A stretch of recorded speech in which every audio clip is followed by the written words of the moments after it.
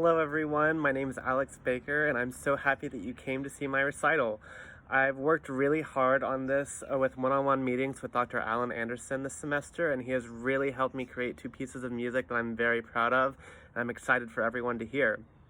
So I'm going to talk a little bit about each piece before you hear them, just to give you some behind the scenes looks and some cool facts about the pieces. So the first piece you're going to hear is called Valley of the Many-Colored Grass. This piece is for clarinet and piano, and I wrote the clarinet part for Emily Davis Talley, who's going to be playing the piece. I've known Emily for a long time, and she's a really fantastic clarinetist, so I was really excited to have her come aboard. This piece was semi-inspired by one of my favorite concert band pieces. It's called Fantasia for alto saxophone, and it's by Claude T. Smith. It has a really nice melody and lots of techniques for the saxophone, so I wanted to use a similar kind of minor sound for this piece and really utilize some cool techniques for the clarinet. So one technique that I used is probably the first one that you'll think of when you hear like a jazzy clarinet. It's called a smear. So similar to the opening of Rhapsody in Blue by George Gershwin, this piece utilizes smears in a couple of places. The clarinet player plays one note and then bends the pitch down or up to the next note by sliding slowly their fingers off of the key. So it can be big distances like in Rhapsody in Blue, or kind of smaller distances like I have. The second technique is probably the most noticeable in this piece specifically, and it's called a multiphonic. Clarinet is a wind instrument, and when playing wind instruments normally, only one note at a time can come out. Kind of like when we sing, we can only sing one note at a time. But there's actually ways that clarinet players can play more than one note at one time. And with multiphonics, you can play two or three notes at the same time. And it sounds really harsh, but it's cool. And you can...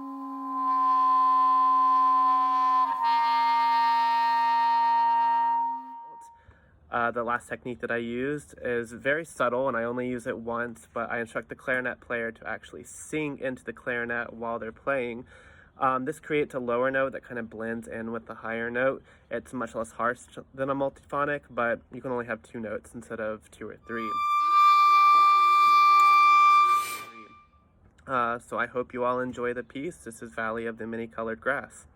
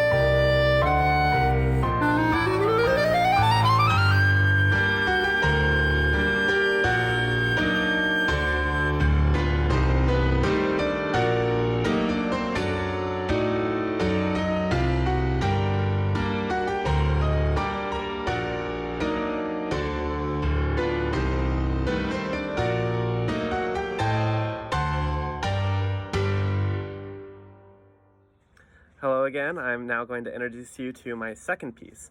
This piece is called My Body Trembles because they are the first lyrics of the piece. That is typically how arias or the songs in operas are named. I had the pleasure of collaborating with my two best friends for this. Emily Martin wrote the lyrics with me and had some really awesome material that I got to work with, and Lena Kantz agreed to sing the piece we wrote and provided her amazing voice to the project. This piece was inspired by the COVID-19 pandemic, and namely those who were partying at the beginning of the pandemic. I really love Edgar Allan Poe, and his story Masque of the Red Death is very similar in style to what I wanted for this piece, so we placed Lena in that story. She starts with what is known as a recitative. It's the musical equivalent of having a conversation or speaking in operas where there isn't actually any speaking going on. It's all through music. It's very free in terms of meter and harmony.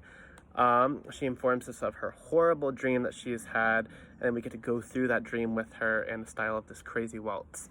I wanted to imitate the sound of harps to transition us into this crazy harmonically dissonant dream world. Since there's no harps in the UNC Symphony Orchestra, I recreated the sound using a string technique that was made famous by Danny Elfman, who's one of my favorite film composers. I love his score for The Nightmare Before Christmas, and he uses this technique in a very similar way to transition us into the nightmarish Halloween town. So what the technique is a string player can do this thing called a harmonic, where they play one note on the string and lightly place their finger higher up on the string, and this shifts the sound up a couple octaves. It sounds really eerie and quiet. So then I have the string player make that harmonic and then slide it up or down, kind of like with the smear on the clarinet that you heard in the first piece. So that's the cool kind of technique that I use for the strings. I use it a lot, and you'll be able to hear it.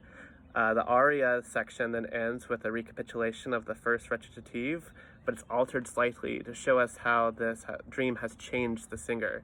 She then leaves us with the final words of wisdom while singing at the very top of her range. Lena has a very high range, so I was excited to push that as high as possible. But I really hope that you enjoy, and thank you again so much for coming out to my recital.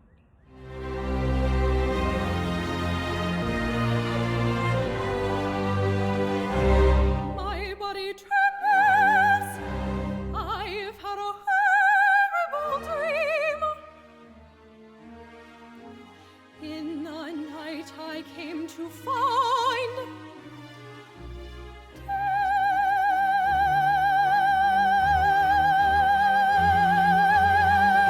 demons haunting my sleep.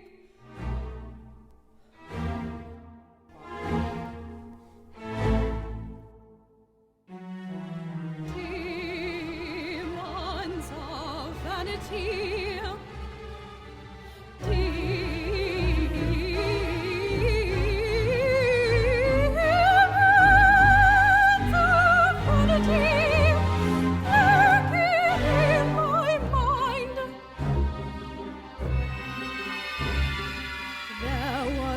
maskless ball, kept secret from light of day, for there was a fearsome plague which ravages all who met.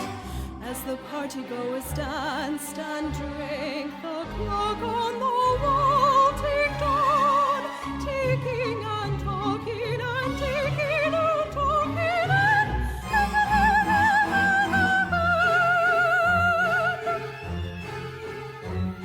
I yelled, but they could not hear me, screaming about their recklessness. They danced as the band played on. What would become of their heads?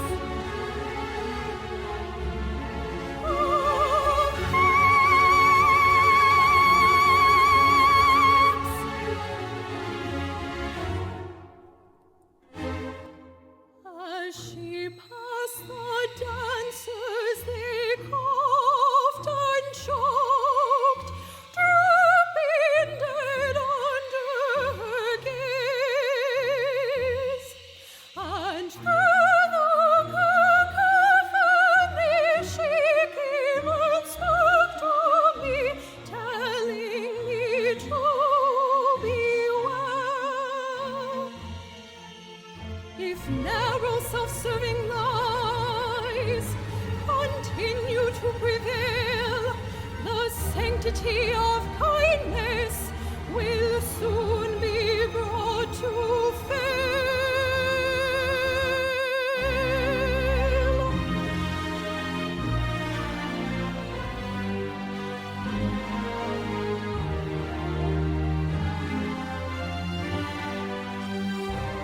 My body trembles.